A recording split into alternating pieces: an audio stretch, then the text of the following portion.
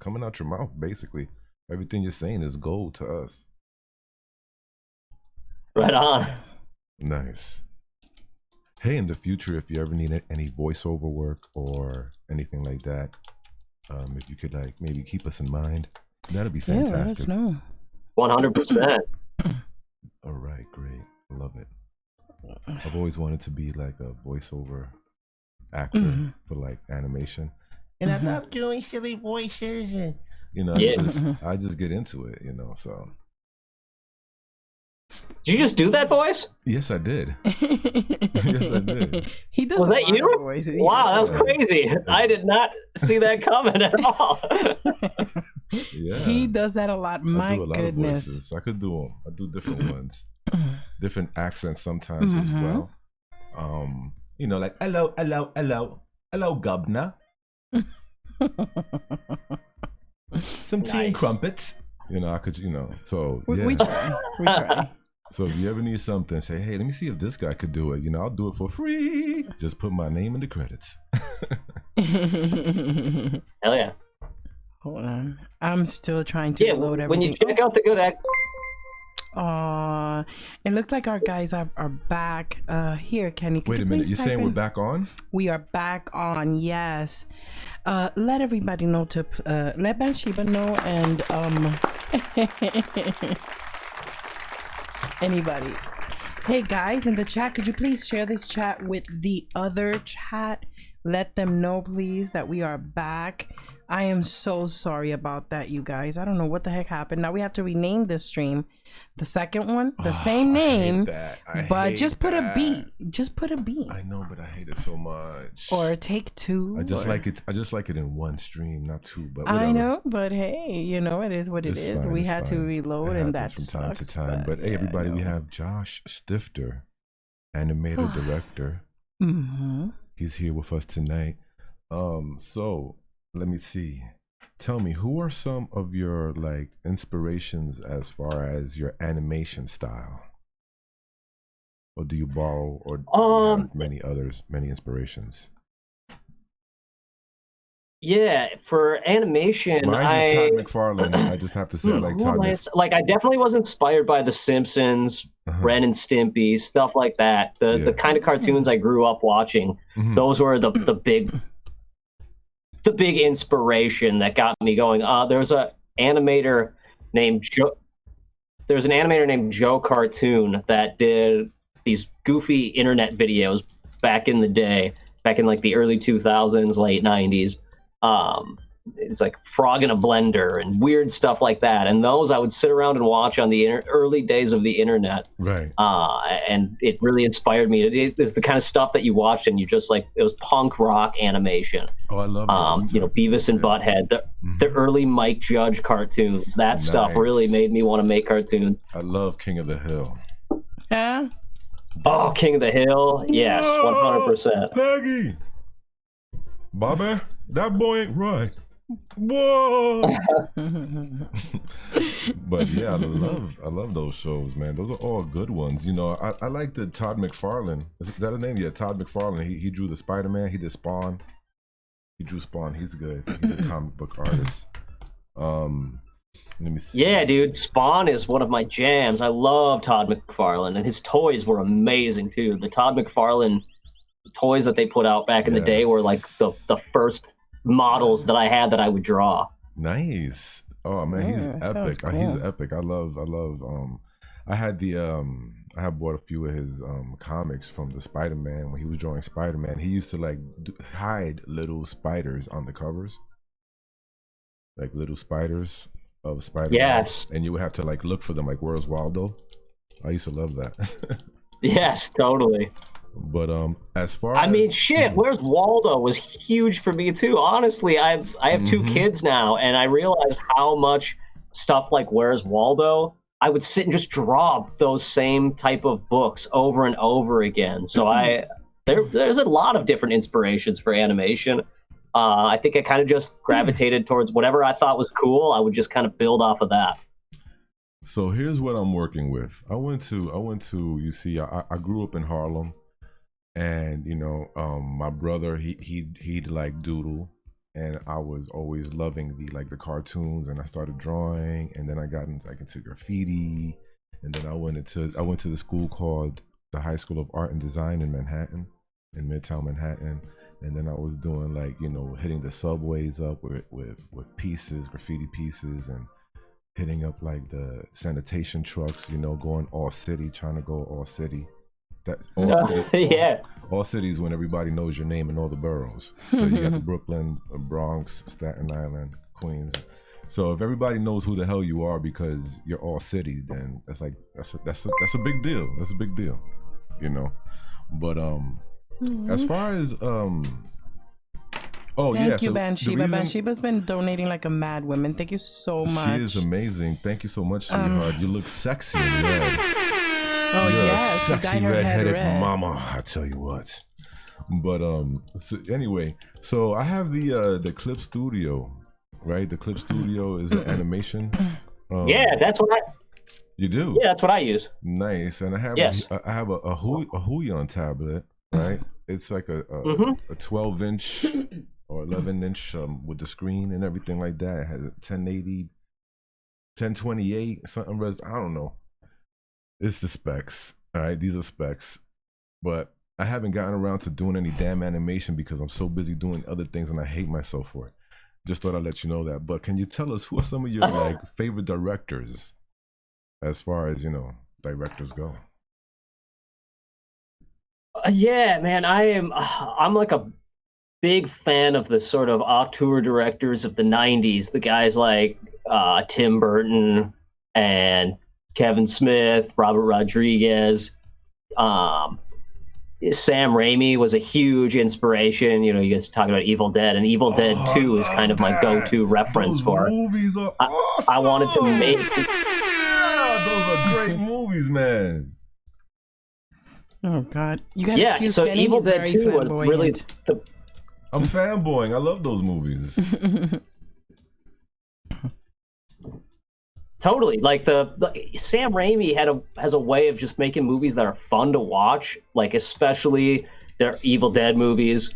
That's really what I wanted to do when I set out to make The Good Exorcist, was make something that people would just sit back and be like, wow, that was fun to watch. I had a blast.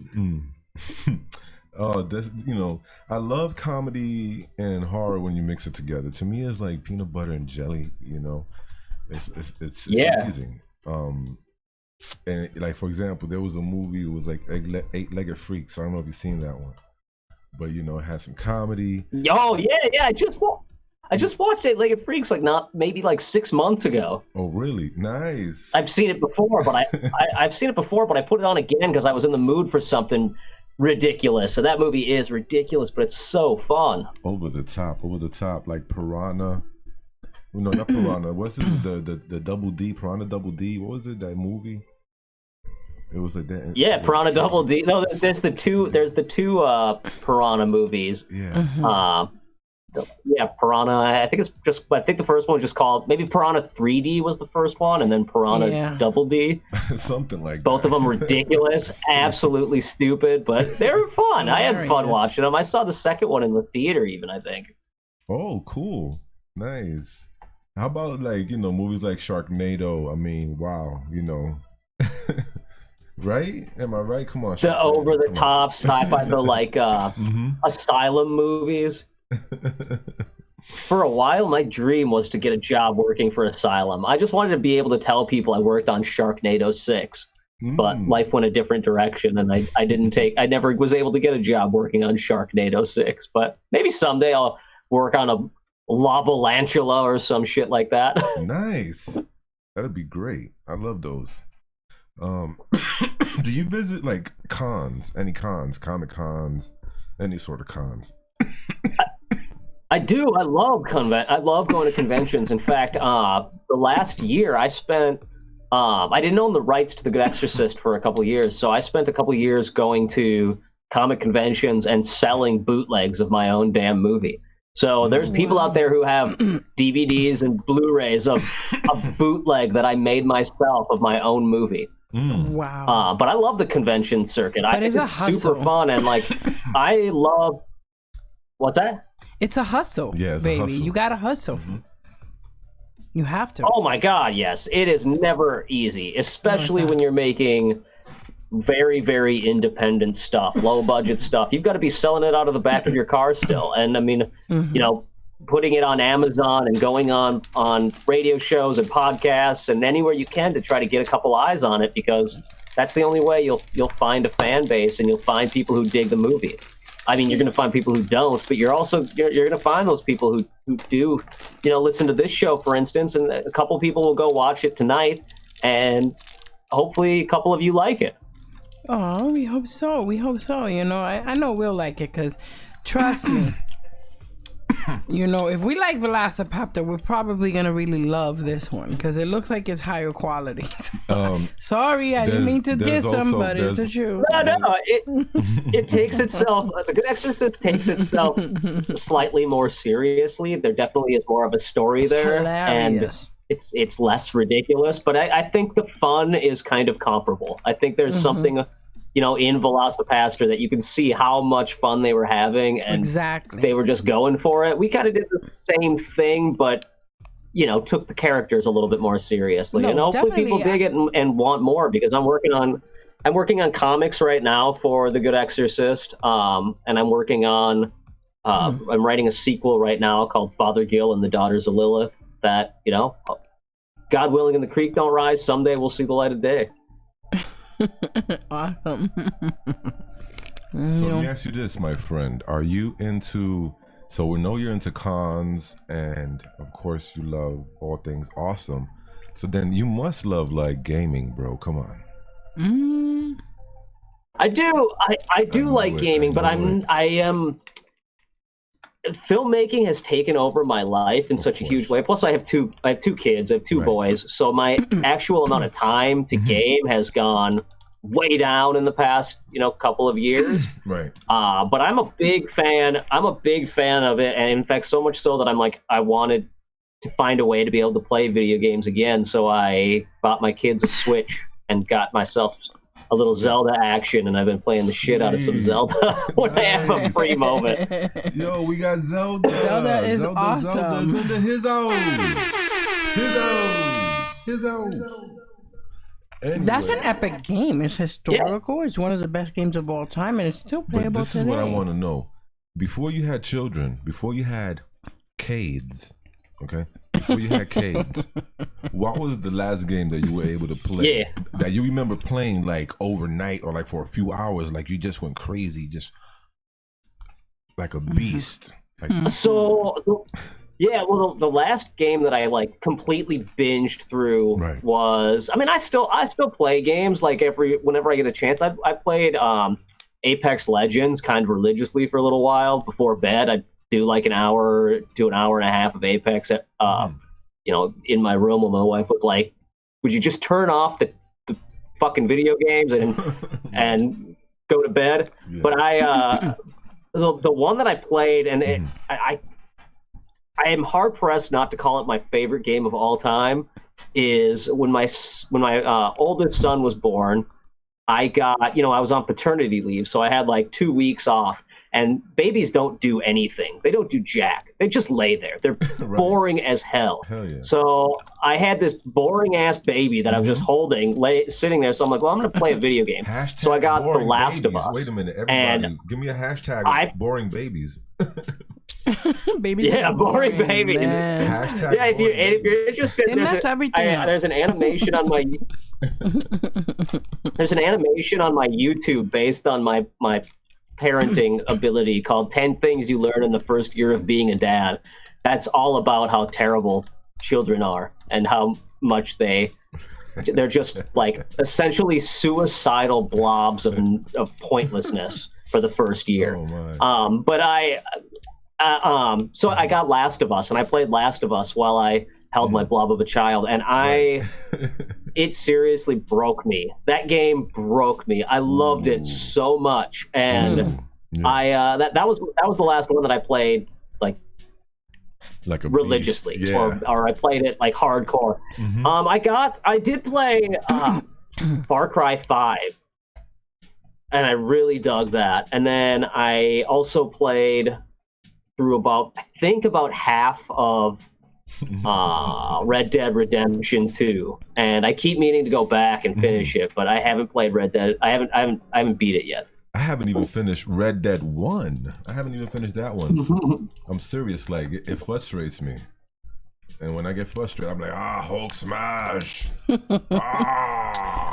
man, that game, Mass Effect. Hulk Red Dead 2. Actually, I'm having the same problem. Oh man, Correction, I'm having the same problem with Fallout 4. I Fallout cannot 4 finish yeah, it. Fallout 4. I played that for a while. Listen, man, Fallout 4 is a trap, all right? Because you have to be building stuff, and then you start like, oh my God, I got to get these mods. And then you start watching videos on YouTube about the mods, and it's like, I still haven't finished the damn main quest, and it's been like 5 years I've had the game. I don't even know how it ends. It's so much fun. It's so much fun to just build. But are you familiar with Fallout?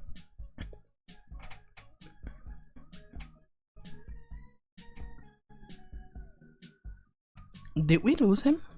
Oh man, I hope not. No, I'm still here. Sorry, was there a question? You guys kind of glitched out for a little bit while you were talking, so I was trying to catch up. Oh, okay. Have you ever heard of Fallout? Yeah. I was listening to the conversation. I played Fallout 4 a little bit, but that was like right at the worst time with kids and everything and trying to make the movies, so I didn't get to play it that much. I played. The kids. There's a lot of games that I'll hop online and play on Steam every now and again. I got really into PUBG for a while. I got really into Rocket League. There's something about, hanging out with a couple friends on Rocket League and just playing soccer cars, basically. Okay. I could dig that. Now, what are your like hobbies because sometimes we have multiple hobbies, right? And the ones that is really like we're really passionate about, we make that our pursuits, right, in life. But are there any like weird, hobbies that you have, like collecting, catching butterflies or something crazy? I don't catch butterflies. I wish I did. That would be way cooler. I would pay to see that. I don't really have any. I would pay money to see you running through a field after butterflies. Like SpongeBob. I would pay to see that. Yeah, right. Total SpongeBob running through a field just catching butterflies. Yeah. I would do. I wish I could do that. I wish I had the drive to be what is that called? Not a botanist. Butterfly What's hunter. A butterfly. There's a name. Hunter. Yeah, you're a butterfly hunter. Yes. That's what it is. Butterfly hunter. Yeah. There's nothing less badass than a butterfly hunter. Wait a minute. You really want to be badass, then you become a butterfly bounty hunter. Okay. Yeah. Okay. You gotta put bounties on them butterflies. Yeah, you gotta bring them in. Someone in the chat said, I collect Taco Bell sauce packets. And I have newfound respect. I want to collect Taco Bell sauce packets. That's US only. How you... Nice. Someone told me they collect their own toenails. I'm like, wait a minute, you collect your toenails? They said, yep, I got like 2 gallons full of toenails. Oh my God, that's so nasty. That's nasty, dude. Oh my God. I wonder if there's anything on the internet about toenail collection. You never know. Maybe something. I did a short film, or I was working on a film. Actually, it was a feature film, but it's sort of been put by the wayside now. But in the movie, I played a character that was in a bunker for, like he was supposed to have been in the bunker for like a year. I saw it. And hadn't clipped his toenails or anything, or fingernails. Mm-hmm. So I actually grew my fingernails out for almost a year, and they were ridiculous. It was insane. It was one of the nastiest things ever. Are you telling me? Are you telling me that you're the actor in that movie? Yeah. Oh, I'm the scumbag. Oh dear, because I saw the trailer. I think it was on IMDb. I think it was. Yeah, I was just checking you out on the internet somewhere. I think it was IMDb or could it be Amazon? I'm not sure. Yeah, so Scumbag is up there, and I actually did another in my second feature, Greywood's Plot. I actually acted in that as well. Nice, nice. So you're a jack of all trades. I just it's more based on necessity. I don't have people like I don't have money, so I can't hire actors often. So instead, I just kind of put myself in it, and part of it was I wanted to know what it would be like to be put in crazy positions and like having to do wild stuff like, run through the woods naked covered in fake blood. So I did that for the movie as a bat boy, a weird messed up bat monster. You know what? I think we have another trailer of yours that we didn't play yet. Sweet, can we play the other trailer? I think there was something else. Yeah, sent us. Right? I think it was a family something of jeez, man. She's gonna figure it out. I think he sent us another one. Then we'll play that as well. What can you tell us about the future for your company?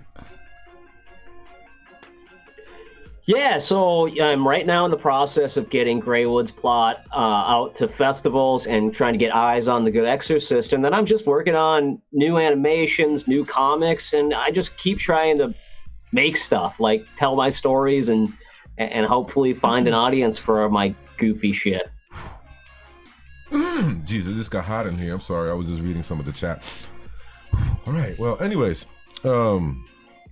okay. You got something to say, Mysterio? I will in a few seconds. In a few seconds, I will have something very interesting to say. But go ahead, guys, continue. Someone in the chat, Mary P in the chat said, I want to be put in crazy positions. Trust me, you don't want to be put in the positions I was put in. At one point, there's a scene in Greywood's Plot where I have a surgery done on my face, and I had to lay on a table like covered in fake blood, basically naked I think it was like -5 degrees outside. It was awful. So I was very, very cold and very miserable. And luckily it looks nice in the movie because I'm shivering and look pathetic. But did you catch any frostbite? It worked to our advantage. Did you get any frostbite on any of your extremities? Wink, wink. Nothing I did not. So we actually had this little space heater. So my friends would run over the little space heater, put it next to me, and it would warm me up. And then when we'd start to film, they'd take it away, and then I'd get really, really cold. We'd film the scene, and then they put the heater back. But originally, I was going to be completely naked in the scene. And when we got out there, I was like, "How about we strategically place the camera?" Right. Somebody said, "Hey, talk about shrinkage, LOL." Yeah, no, right, exactly. That's what I was terrified of. I was just like, let's make sure that the camera's in the right spot so we don't see too much. Right. And my friends were kind enough that they did not make me sit naked in -5 degree weather. In the description, I had put your Twitter, and I also put your website. It's in the description if anybody's interested in following Josh Stifter. Listen, I'm going to be honest with you. I've never trusted anybody named Josh before for very good reasons. And me neither, dude. I don't trust anyone named Josh. It's a terrible name. My parents were miserable to me. That was awful, absolutely awful. And then you know what? When you combine it with Stifter, it's like, wait a minute, this guy is gonna Josh me and stiff me. No, this is not. I don't. Yes, I'm gonna get stiffed, and it's not good. Stifter barely knew. Somebody stay a stiffer. Somebody stiff? Oh my gosh. I'm like a meerkat. I just popped my head up. What? You're like, yeah, go back down. You're not. Okay, anyway, baby, I'm going back down right now. Though, I don't trust anybody named Josh because, like I said, I don't want to get joshed. I don't want to get fooled or punked, and that's what Joshes are notorious for. Because their name is Josh, right? So. Anyway, I think so, but I also have met a lot of really, really just downright awful Joshes. It's just a name that comes with a certain amount of baggage, and But I at one point when I was first getting into the industry, there was a moment where I'm like, hey, maybe I should change my name to something cooler, you know, like Vin Diesel, you know, changed his name. I should change my name to something badass. And I just decided one day, I was like, you know what? I got placed with this awful name. I'm just going to own it and continue with it. I will stay Josh Stifter till the day I die.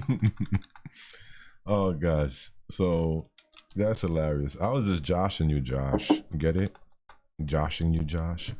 I got you. I was just joking around about that, you know. I never met anybody named Josh. You're the first one, so congratulations on that, buddy. I'm your first Josh. Yeah. Our first. That's right. So now I could cross that one off the list. Yeah. I'm still waiting to meet somebody named Abumawit.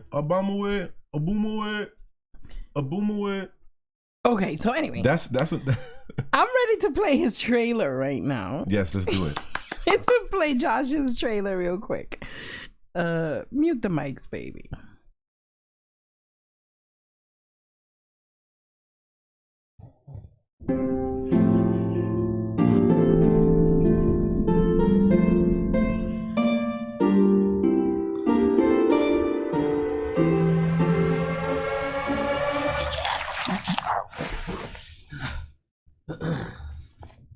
Oh.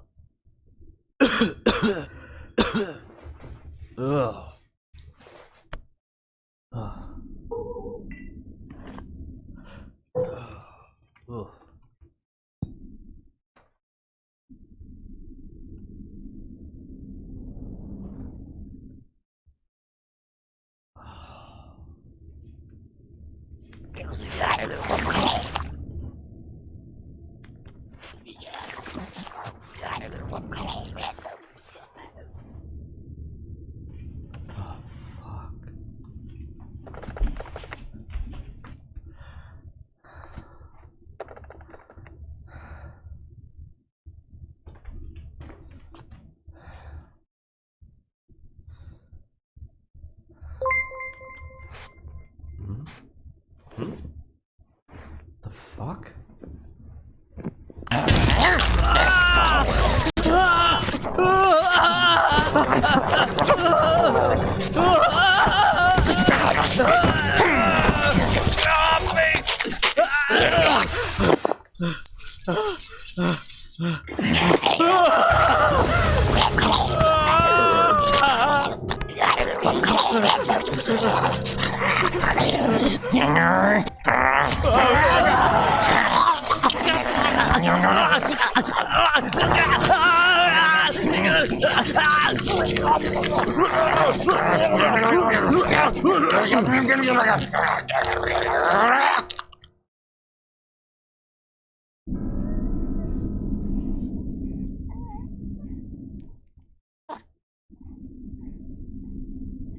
Mom, I don't want a banana present.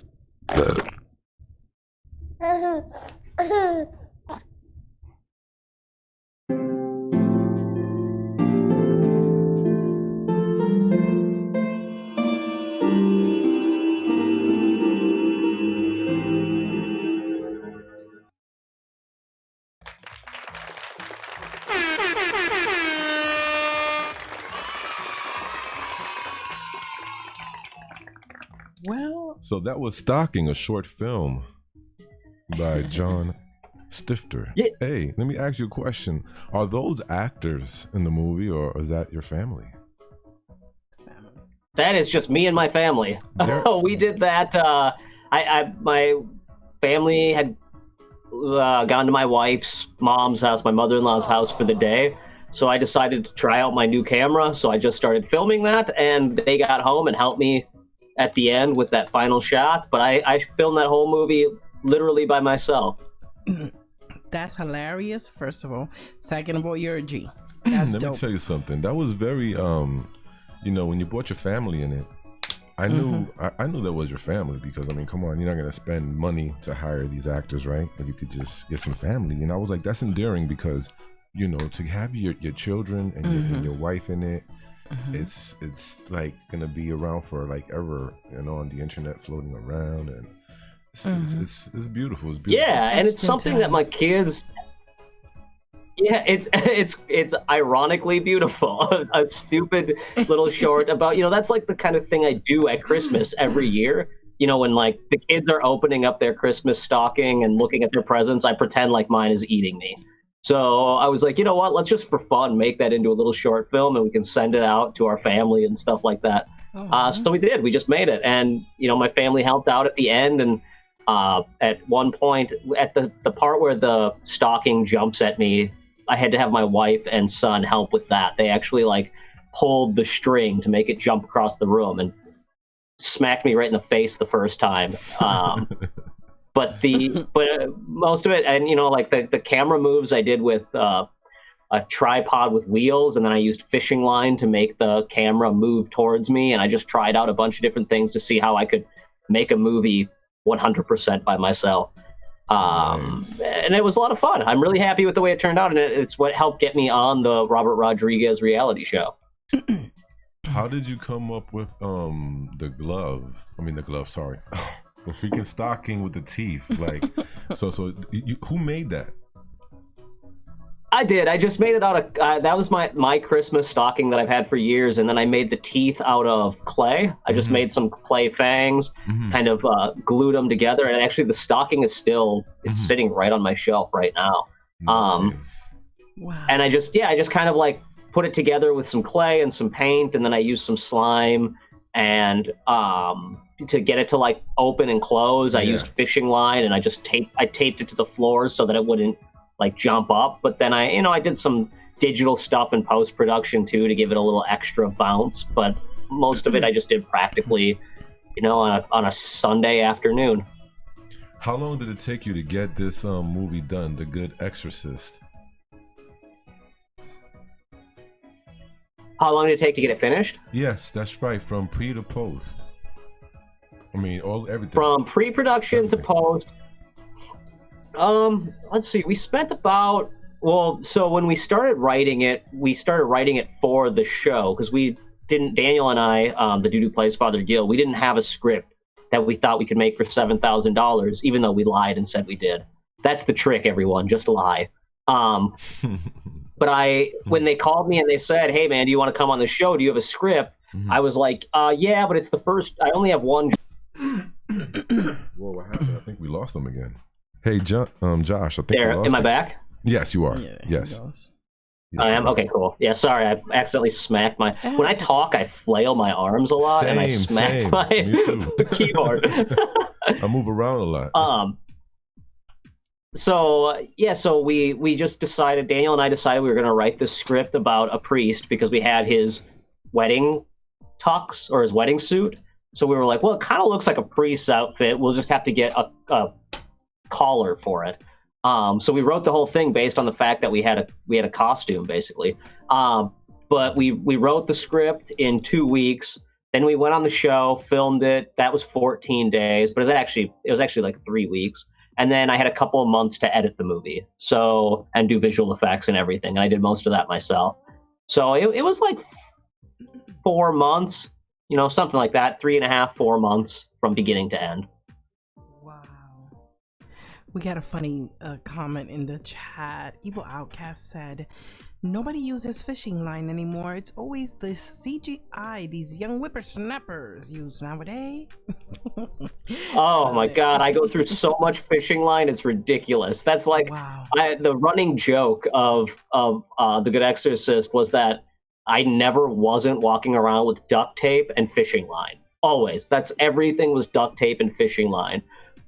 There's a scene in The Good Exorcist where an evil piano becomes possessed and it shoots flames out of the top of it, and a chair launches across the room, and that was just 5 of us. The chair launching across the room was just 5 of us with fishing line, all pulling it as hard as we could, trying to make this chair launch across the room. And when you see it, that's how we did it. It was just fishing line pulling it. Oh man, that's awesome. Let's see. In the future, like, what kind of movies do you want to get into? You want to stay in like this like comedy, horror type of genre? Or you want I think in the future, would you ever do like a romance or a documentary? Will you ever do a romance or? Oh, I would love to do a documentary. Okay. Ooh. I would love to. In fact, I did 3 documentaries professionally for my job. They're not really in line with the normal kind of stuff I do, but I do enjoy documentaries. I'm working on a script right now that's it's called Abscess, and it's about a woman who wakes up with an abscess tooth on Christmas Eve and can't get a dentist and gets mixed up in like a Illuminati sex cult. Damn. And a drug deal gone very, very wrong, and she's driving around with a bag of frozen peas duct taped to her face, and it's ridiculous. But so I'm working on that, and then I would love to do other genres, but I definitely work in. I like to make really messed up stuff. I like evil teddy bears and dog boys and we got painful movies. In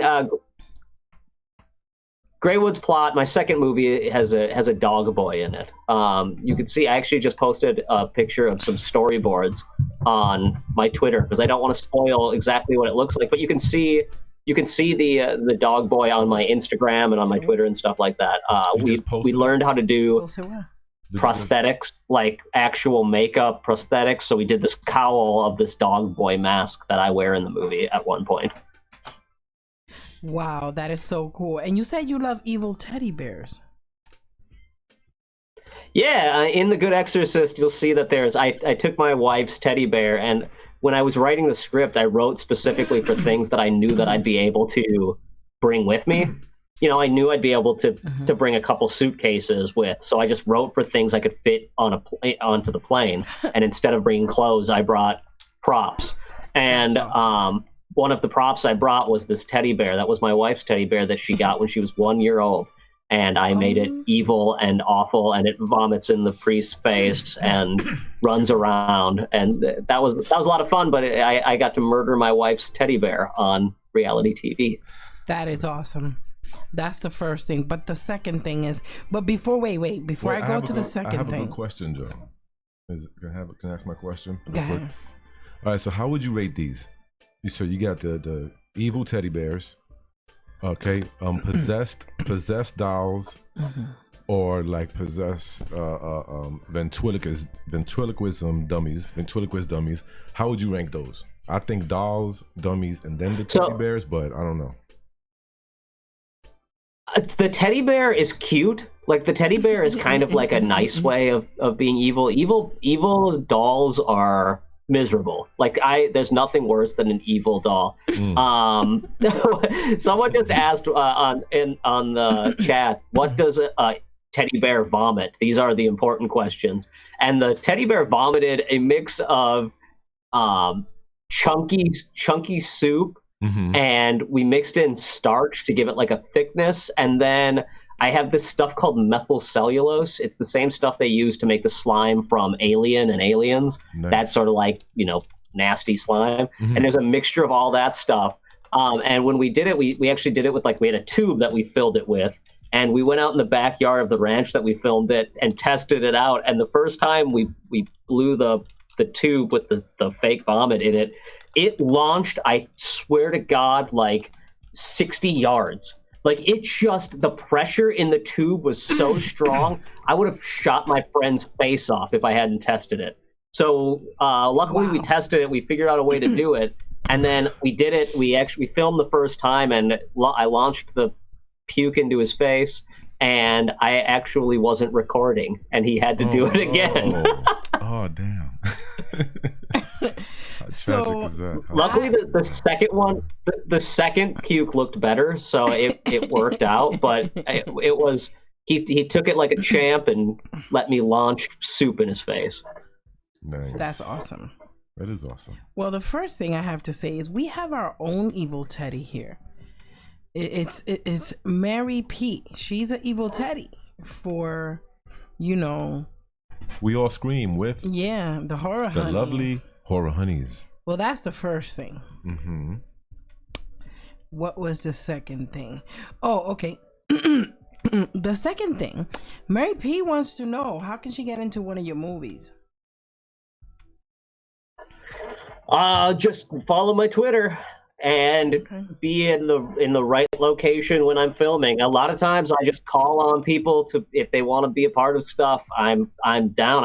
It's all fun and games for me. And like at one point I put out a call for people to come out to my birthday party in the woods and be tree monsters for Greywood's plot, and people showed up on my birthday and we filmed and made tree monsters. So when you see Greywood's plot and you see the living forest of zombie monsters, that was filmed on my birthday, just with friends and people who saw my Twitter and came out. Another question in the chat is from, well, not question, yeah, it is. It's from Evil Outcast. He wants to know your secret, because he's making a potato launcher.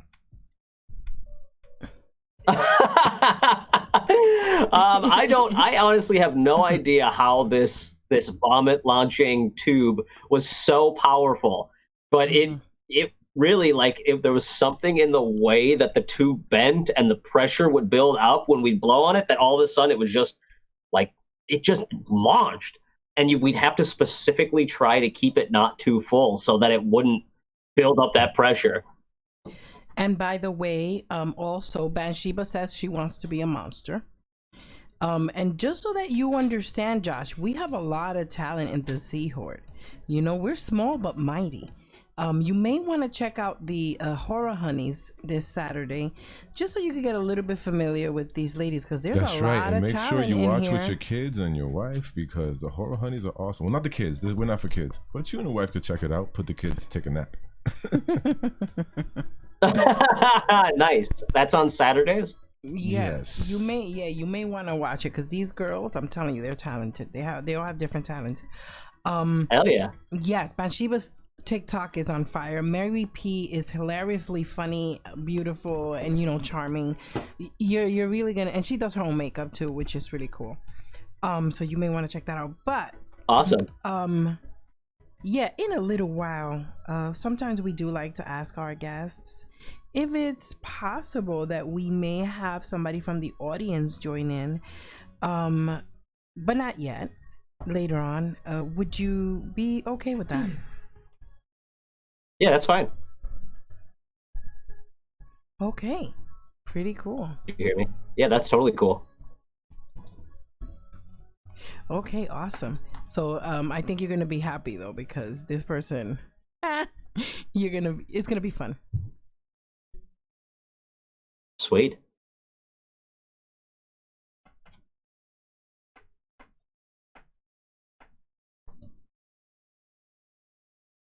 Sorry about the dead silence. I'm checking something out, guys. I lost for words a second ago. Keep going. Keep going. You're doing great, Mysterio. Keep it going. Just checking something in the chat. Speaking of ventriloquist dummies, though, I actually have a ventriloquist dummy written into my next movie that I'm working on called Scumbag, and my mom bought me this ventriloquist dummy when I was I think I was like 6 or something like that, and I've hung on to it my entire life, so I decided to cast it in my third feature. So I don't find ventriloquist dummies to be scary. I find them to be, like, fun. So my rating goes dolls, evil teddy bears, then ventriloquist dummies. Okay. I respect that. I can respect that order. You know, it's subjective, just like comedy, right? Subjective. Let's see. Totally. What is one of your, like, biggest fears? I mean, real life fears or phobias. Can you share that with us? Like, some people have fear of heights. That is right? I had ridiculous arachnophobia when I was a kid. Like, I was terrified of spiders for years and years and years. And to get over that, I actually would go out and catch spiders and just keep them to try to beat my fear. But I also had recently, since having kids, it's kind of gone away, but I had terrible sleep paralysis. So I was kind of terrified just to go to sleep, because sometimes I would just, like, lay there with sleep paralysis for super long. And I wrote that into Scumbag, my third feature. And there's a joke in The Good Exorcist about night terrors, that is quasi based on a real thing, because I used to have night terrors, so I wrote it in as a bit of a joke. But like I don't really have anything else that I'm super. I'm not afraid of heights at all. In fact, so much so, like, I don't have any fear of heights. So yeah, I was wondering. Which probably came from like climbing trees and stuff like that as a kid. I never had a fear of heights. I never had a fear of a lot of the normal things that people have fears of. I was afraid of going to sleep. Can you share like one of those experiences that you had? One of these scary moments? Oh, the night terrors could be ridiculous. Sometimes it's as simple as just like laying there and you can't move, and it's just sleep paralysis. You feel like you're awake, but you can't move, and you just lay there, but you're actually dreaming. But I would have these extremely vivid dreams of old men were like my go-to, the thing in my night that would scare me. And I would have these dreams where I would be like waking, or I'd be walking down a dead like a road that had no one in it. It was just completely empty, like post-apocalyptic almost. And I would walk up to something like a car. I have this one that I vividly remember where I walk up to a car and I open a door, and in the front seat there's this old man laying there just staring at me. And it was terrifying to me. Like, it's hard to explain a dream. It's only scary to the person having it, but it was terrifying to me. And I talked to someone years later who was like a dream analysis person, and they said that that's probably a fear of failure, like a fear of growing old and not having succeeded at anything. So, yeah. Bathsheba wants to know if you ever have the spider in your face night terror. I'm not scared of spiders anymore at all. Like, as I got older and lost that arachnophobia, that just completely went away. I'm not scared of spiders at all. Although, with that being said, I was in my basement. My studio is set up in my basement, and I was sitting with my wife, and we were talking downstairs in the basement while I was getting something done.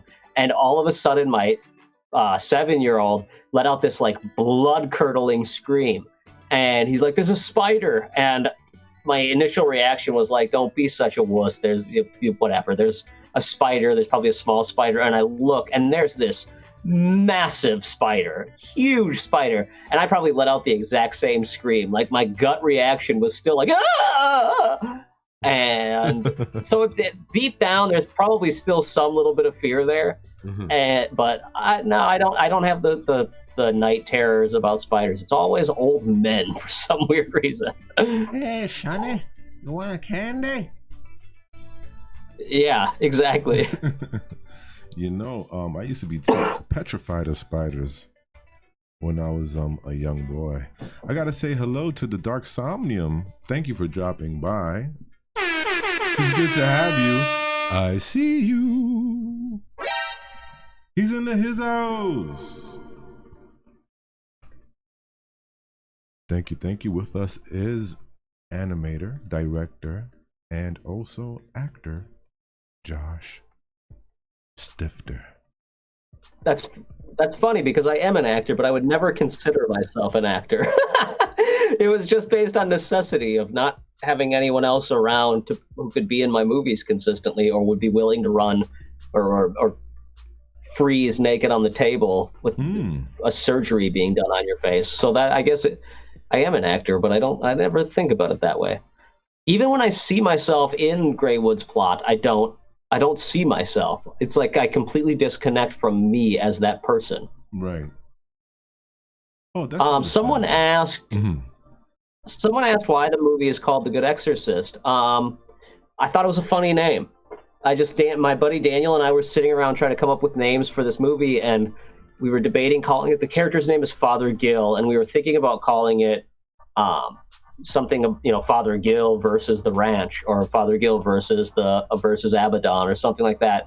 But there was just something like ironic about The Good Exorcist, and we worked it into the script. At the beginning of the movie, there's the best exorcist, and Father Gill is the good exorcist. So,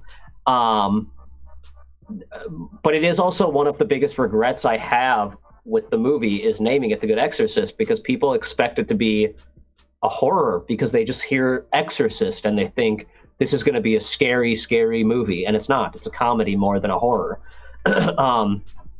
But you know, you live and you learn, and it taught me something about a naming convention and how when people see a certain word, it's really hard for them to disconnect. But the second movie, I'm working on 2 sequels right now, and one is called Father Gill and the Daughters of Lilith, and then the other one is called Saint Gill Goes to Hell Again. So I got rid of the Good Exorcist for the sequels, but I still love that name. Nice. Well, you know what? With the things that are happening now across the globe, I have to say to our friend Ronnie, aka Dark Somnium, please do not touch your face. Go to the hospital if you're not feeling good, and stop coughing on everybody, because that's just rude. Extremely rude. But that's a good question, and that was asked by Anthropomantic Fiend, a very good friend of ours here. Hey, so why don't you bring in the caller now, Miss Stereo, if you want to. Okay, I will send a link right now. Yes, please do. I have an idea of who is going to be already. I'm pretty sure I do know, but we'll just wait until she comes on.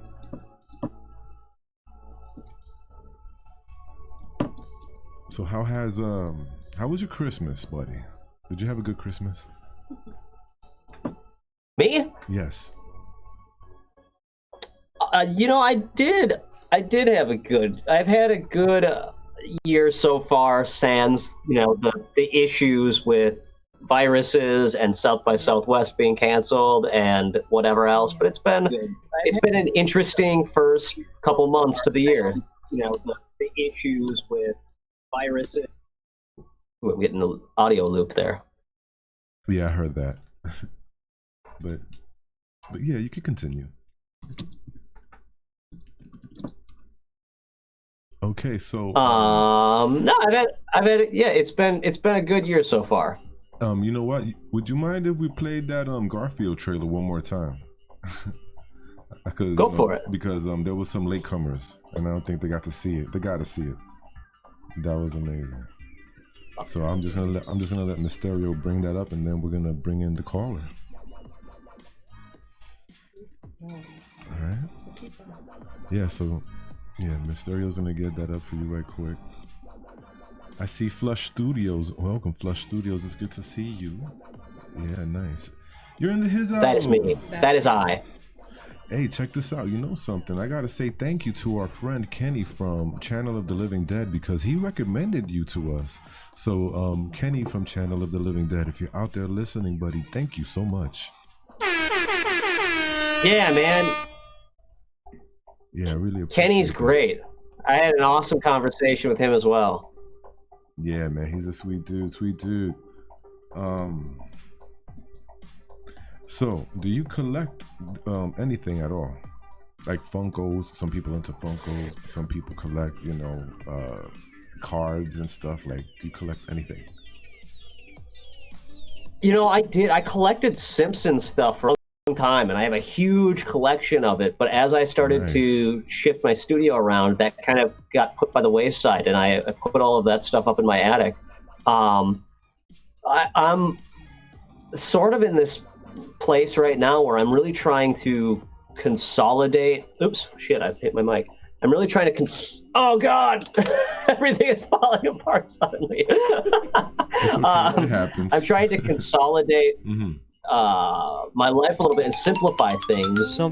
As I move on to my next movies. So I have a ton of Simpsons guys. I actually do have a lot of Funko toys that I have got as gifts.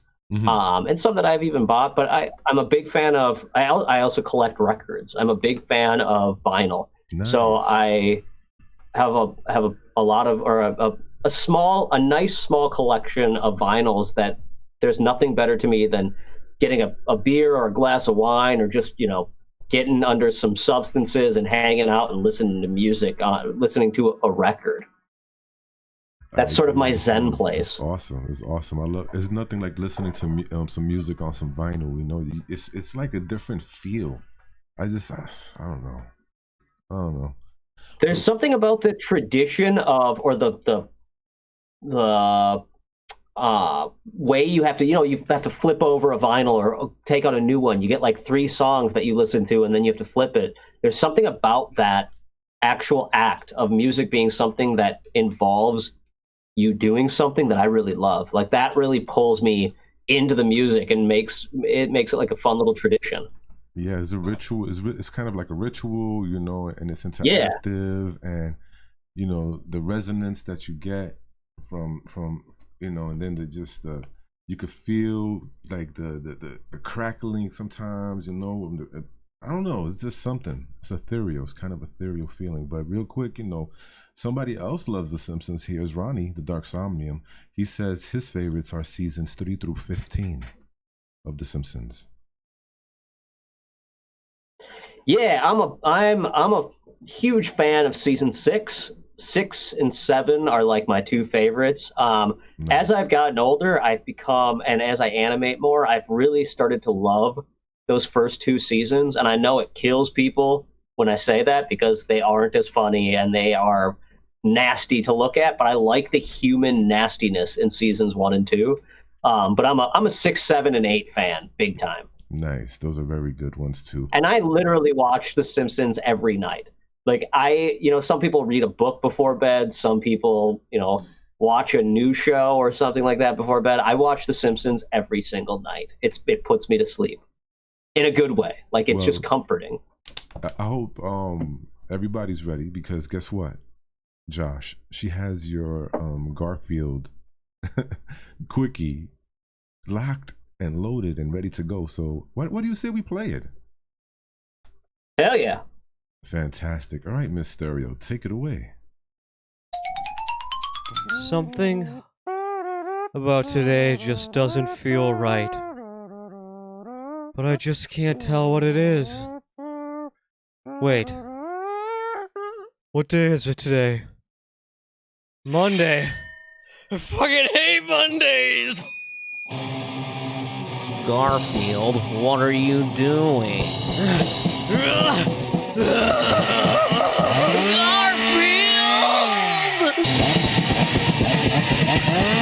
If only it was Tuesday, I wouldn't have to do this, John! I hate Mondays. I hate Mondays. Gee, that cat really hates Mondays.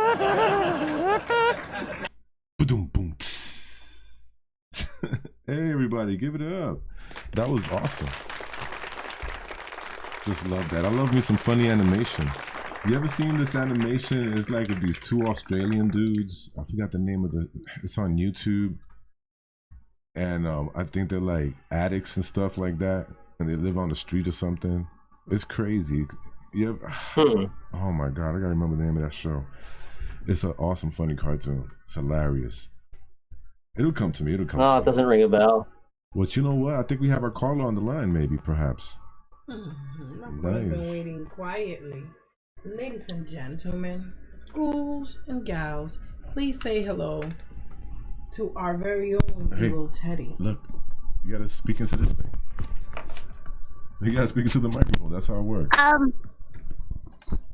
Did you talk about an Evil Teddy earlier? Will you tell me more about that? Everybody give it up for Mary P. I love it. I love it. She's into his house. Told you we got talented people up in here. Tell me all about it. Hey, so with us is I actually Josh. spent my... Sorry. That's okay, darling. Sorry, go ahead. I actually spent the day today drawing the Evil Teddy. I'm doing a poster for the Good Exorcist, a new poster that I'm going to be selling at comic conventions. So I was drawing the Evil Teddy. The voice is great. I did the voice in the movie, just based on necessity. But I kind of wish I had got someone with a voice like that to do the Evil Teddy voice. Well, she does want to. Well, I'm always available.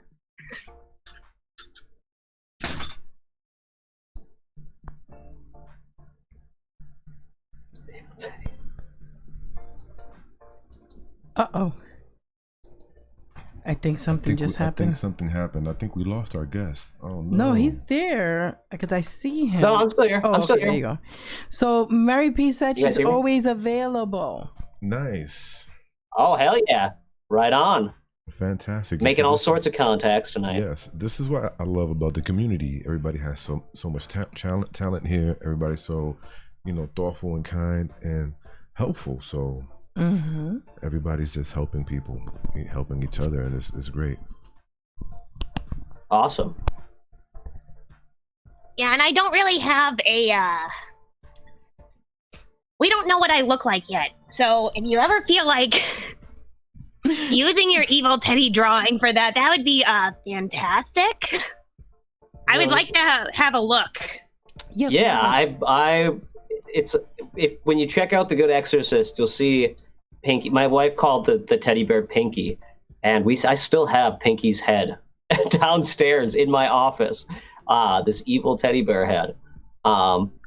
But I would love to bring back the evil teddy bear for a cartoon or for something, because there's just something fun about an evil teddy bear. There's always something fun about evil teddy bears. Speaking of, did you pick dolls over evil teddy bears earlier? Did I hear that correctly? I didn't pick it as. I think I picked it more. Yeah. Oh no. To me, the evil teddy bear is it's cuter. Like, it's less terrifying, but there's something about a really terrifying doll. So here's the thing. Okay, let me put it this way. Yeah. My growing up, my family had this. What do you call those things? Those porcelain dolls, like a porcelain doll that had all of its fingers missing and one of its eyeballs had fallen into its head. And to me, that's like the scariest thing on the planet. So I think I just give the scare to, or the #1 slot to scary dolls because of my mom's evil porcelain doll. I guess that's fair, but have you ever had like an evil sassy teddy bear under your bed? Because that is pretty horrifying. Yeah, the Good Exorcist. He throws the teddy bear under the bed, and it tells him. There you go. Yeah, it asks the priest if he's ever been face fucked by a tentacle before. It's what the teddy bear said. I love that. I'm loving this conversation. Yes, we desperately need a mascot, or like, we have the evil teddy, but the evil teddy is not embodied. It's not incorporated yet. So, right. If you feel like donating a figure or an image to our mascot, the evil teddy, that's going to be great for the Horror Honeyz. I totally can. Yay! Yeah, I totally can do that. I'm going to change it up from Pinky, but I'll come up with something fun that's evil and nasty. I also don't have a name really, so if you know of any good ones, feel free, because I would like to have a name.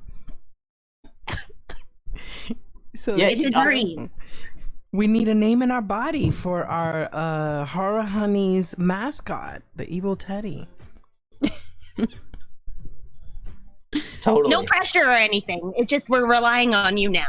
I'll come up with some. I'll join in. I'll join on the chat on Saturday and throw out some names. Yay! And make sure to follow me on Twitter so I can post the picture of the evil teddy. Okay, I definitely will. Yes, everybody. Follow him on Twitter. I'm about to post it right now in the chat.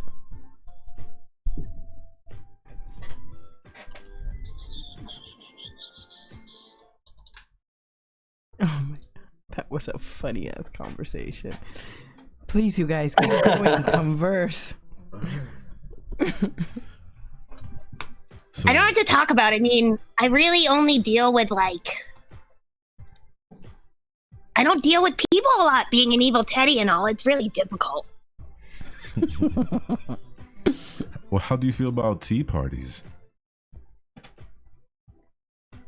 Evil tea parties or regular tea parties? Regular tea parties. Evil tea parties? I mean, regular tea parties. Duh. Wait, is there Is there any other kind of tea party besides evil tea party? Correct. Is there? Because I think not. Totally. Which instantly makes me think of do you guys remember that? What was that movie? Con Air. There's the scene with Steve Buscemi having like a tea party with a little kid. It's like one of the creepiest scenes ever. Just evil, murderous, like serial killer Steve Buscemi having a tea party. That is nightmare fuel. Somebody needs to make that GIF. For real. Indeed. You know something? So we're gonna be coming up pretty soon on the 10 o'clock hour. So what are we gonna do from here then, guys? We're gonna bring somebody else into the chat, or I would love to hear Evil Teddy speak to Josh some more. Have we kept you too long, Josh, from your family, or what's going on? Can you stay a little bit longer? No, this is good. I can stay a little bit longer. Cool. All right then. Yes, he still has the man card, ladies and gentlemen. He still has possession of it. Yes.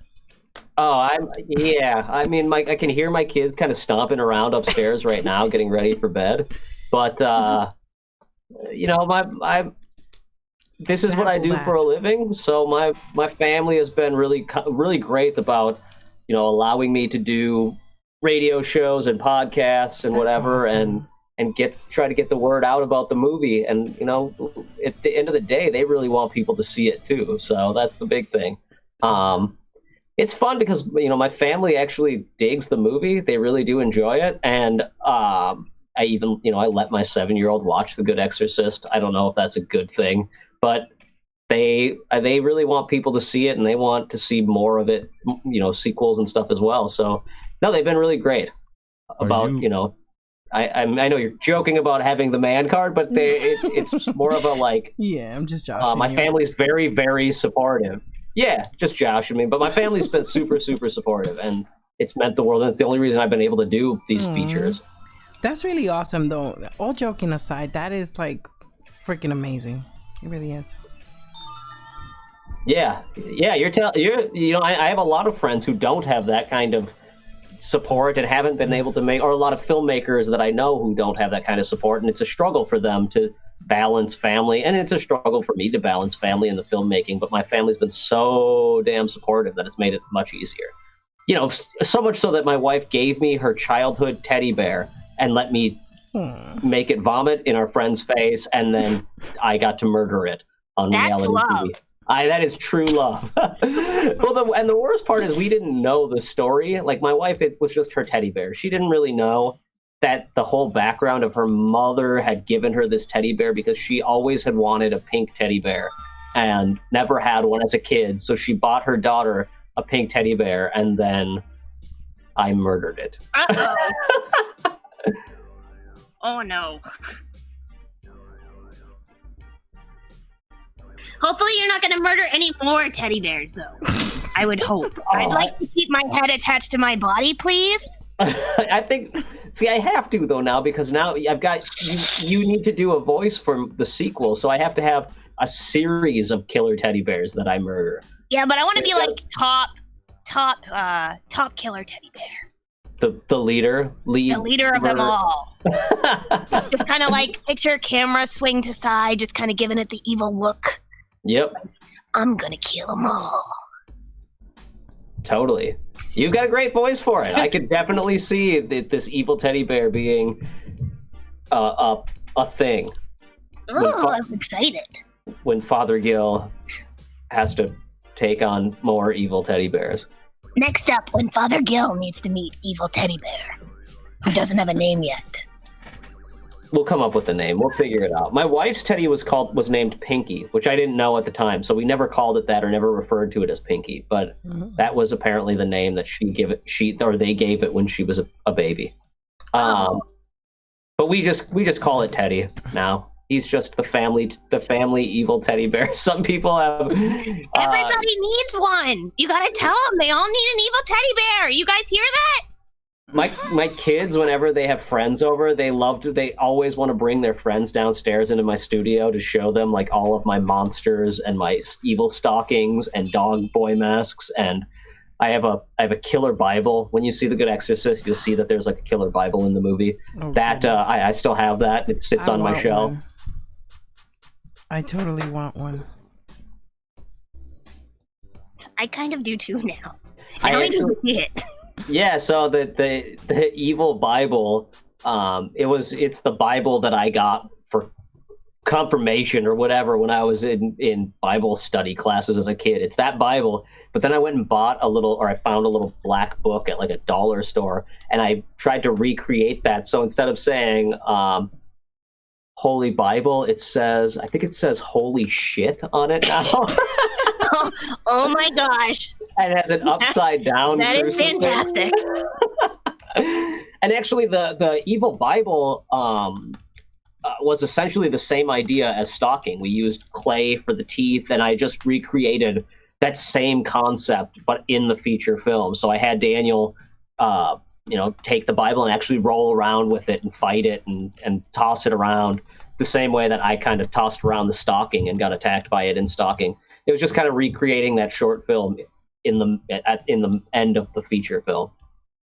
That's awesome. I'm excited for you all to see it now. It's always interesting when I talk about the movie before people have seen it, because then I'm like, I wonder if this is going to live up to what I say when I say that there's an evil Bible, if they're going to see it and be like, oh, that's not what I thought at all. No, but we like to hear more kind of like the background of what's going on. So I think it'll make it even better now.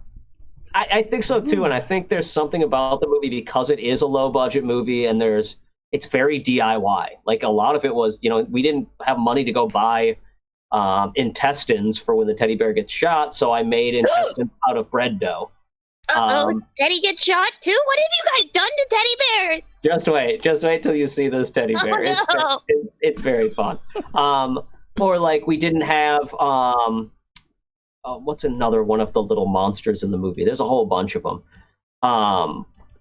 There's like a scene where I kind of did a poltergeist joke, and we did that just by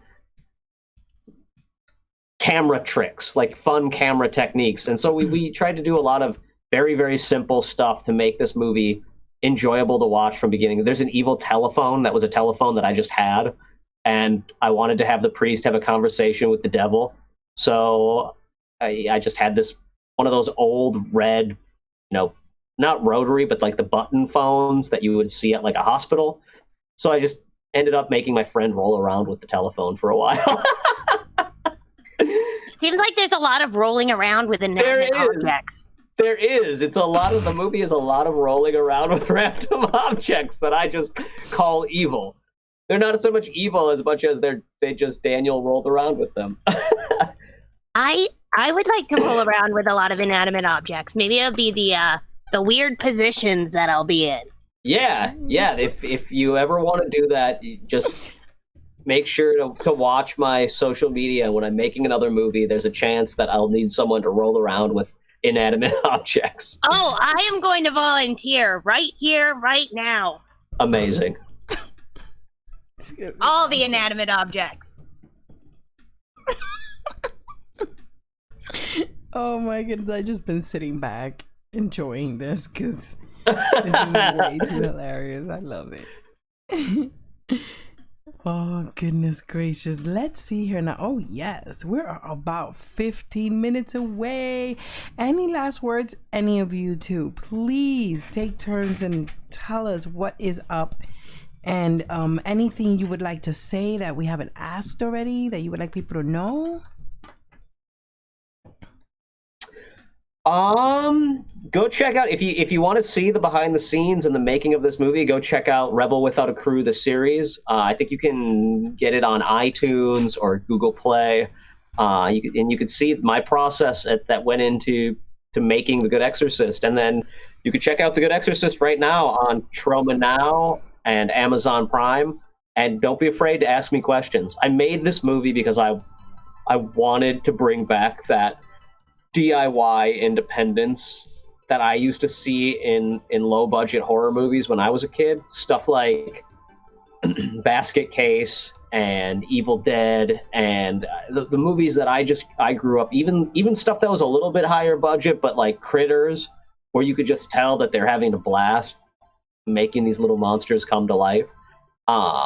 So I really wanted to be able to put my movie out there and talk about the process of filmmaking.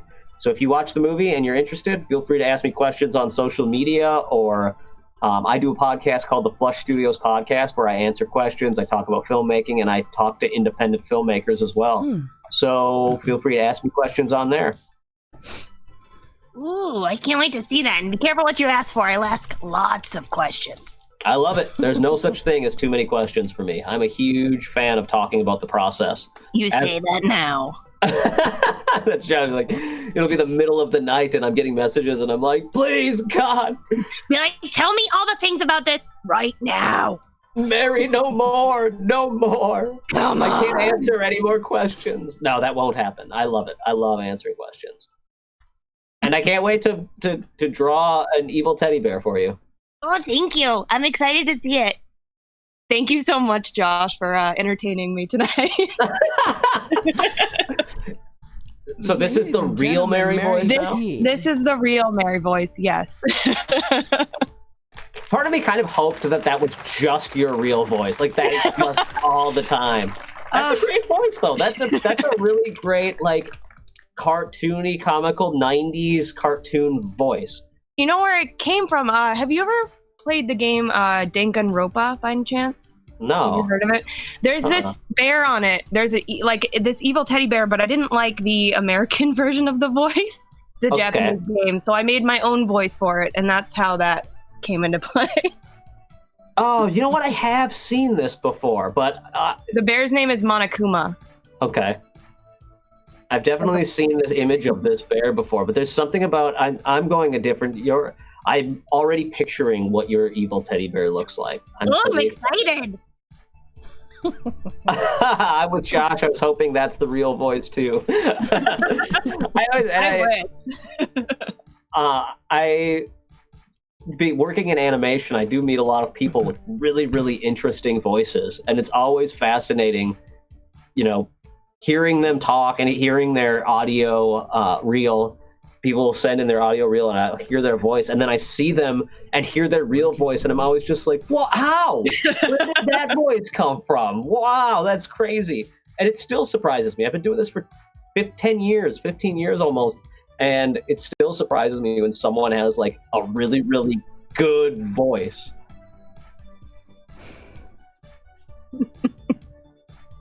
Yeah, I have a lot of fun. I actually do a lot of different voices, and I do some voice acting for Goblin Princess Kyo as well on her channel. Various different like little girl characters and stuff, and I just really enjoy voice acting in general. I just have a lot of fun with it. Oh, that's awesome. Well, I have followed you on Twitter now, and I will hopefully, be in need of some voices soon. I'm actually working on writing some Good Exorcist cartoons at the moment, so I would love to pull in people in the community who want to, have something for their reel and have it do some voice work, and hopefully, eventually get some budgets to make these things. Yeah, I would love to participate in that. Right on.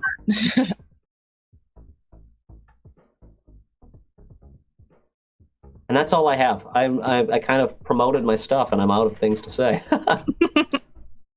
Thank you for being here, Josh Stifter. Thank you for being with us, Mary P. You both had us all in stitches. Thank you so much. Amazing. Thank you. Oh, you're welcome. Fantastic. Give it up, everybody, for Josh Stifter and Mary P.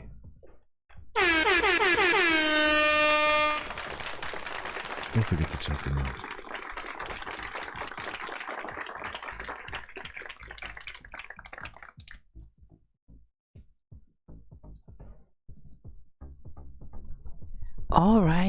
All right. Yes. That was so much fun. You guys have a great rest of your night. I'm gonna hang up on you guys, but I will DM you on Twitter, Josh. Cool. Sounds great. Thanks for having me. No problem. Thank you for coming, buddy. Mary, it's always a pleasure to have you, darling. Thank you for coming. Thank you. And thank your evil Teddy. Thank as you so much for well. having me. Oh, thank you. That's the evil teddy bear, guys, as portrayed by our own Mary P. All right. Well, you guys, that was so much fun. These guys are very talented and awesome. Thank you, Josh, so much for appearing one more time on our show tonight. It was so much fun to have you, and the banter between you and Mary P was, it just got really hilarious there for a moment. Oh, Bansheeba, thank you so much, darling, for your donation. And she's so awesome, her super chat. Bansheeba loves to give us love in the super chat and all the time, actually, with many different things. Okay, so hey, we didn't do a roll call in the beginning of the show, darling. Why don't you start doing a roll call? I'll tell you the names and you do a roll call for our friends. How's that? Yeah, sure. Let's do it. Okay, awesome. Let's see.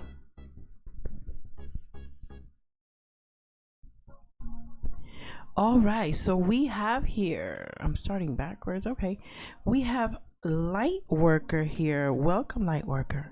You're in the his house. And we also have Fear the Great White here as well. Dun dun dun dun dun dun dun dun. You're in the his house. We have here, of course, Mary P is here with us. She's in the his house. Sean G chasing the truth. He's in the his house. Yeah, keep chasing that truth. We have the evil outcast. He's in the his house. Awesome. We have here, of course, Flush Studios, our guest for tonight. Thank you for being here, brother. Puerto Rican is here. Hello, Jose. He's in the his house. Leonard Barton, thank you for being here. He's in the his house. Bansheeba is here as well. She's in the his house. Thank you so much, Mutant Artificial Intelligence, for that super chat. It's awesome with your cool sunglasses. Go on with your bad self. They're in the his house. Awesome. Let me see. Who else do we have here? And if I forget you, just say hi in the chat so that I can remember. And let me see. I'm still looking. Still Baron. The Baron Bon Pasta. He's in the his house. The Dark Somnium is here as well. He's in the his house. Awesome. Let me see. Anybody else in the chat? Oh, Anthropomantic Fiend is here. He's in the his house. Kyra the Doll is here too. She's in the his house. Scrolling. US only. They're in the his house. Now I do believe I am all caught up, but hey, if we forgot you, let us know in the chat.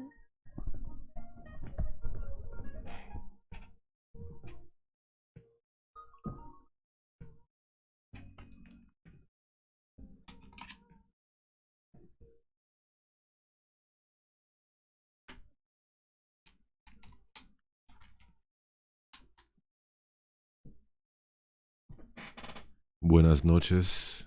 Thank you for being here, and I'll be seeing you guys next week. Have a great weekend.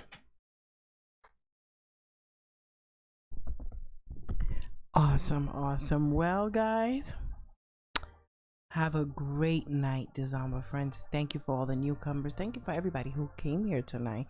Thank you for the super chats, Fan Sheba. That was amazing. Mutant Artificial Intelligence. Thank you, everybody who did that. That was really swell of you guys. I am going to go to bed now.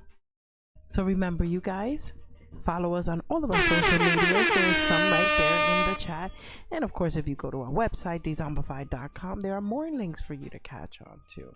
And our link tree should also be in the description of this video as well. And there you will find even more links. It's 2407 Dezombified. So many links to check out. But anyway, you guys, good night. Have a wonderful night, Dezombi friends. And as always, Dezombi friends, watch your six.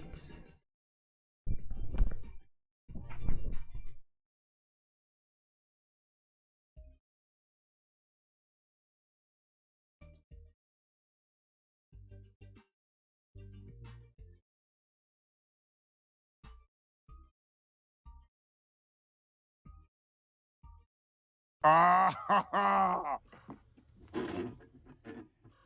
oh, that's hot. That's hot.